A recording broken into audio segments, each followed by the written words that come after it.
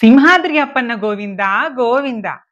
లక్షలాది మంది భక్తులు ఎదురు చూసే సింహాచల గిరి ప్రదక్షిణ ఈ సంవత్సరం జూలై 9న ప్రారంభం కానుంది. ప్రతి సంవత్సరం ఆషాఢ పౌర్ణమి రోజున భక్తులు సింహాచలం కొండ చుట్టూ గిరి ప్రదక్షిణ చేస్తారు. మహిమాన్వితమైన ఈ గిరి ప్రదక్షిణ చేయడం వలన భూ ప్రదక్షిణ చేసే ఫలితం లభిస్తుందని, ఆ కొండలో ఉన్న ఔషధీ వృక్షాల గాలి తగలడం వలన అరుదైన వ్యాధులు నయమవుతాయని, వివాహం కాని వారు చేస్తే వివాహం అవుతుందని, సంతానం లేని వారు గిరి ప్రదక్షిణ చేస్తే సంతానం కలుగుతుందని భక్తులు విశ్వసిస్తారు. అక్షయ తృతీయ నుండి వరుసగా 4 పౌర్ణములకు మూడు మణుగుల చొప్పున చందనాన్ని స్వామివారికి పూర్తిగా లేపనం చేసిన తరువాత ఆ రూపాన్ని భక్తులు ఆషాఢ పౌర్ణమి సందర్భంగా స్వామిని స్మరిస్తూ అలసట మరచిపోయి 32 కిలోమీటర్లు సింహాచలం కొండ చుట్టూ గిరి ప్రదక్షిణ పూర్తి చేసి భక్తులు ఆషాఢ పౌర్ణమి గడియల్లో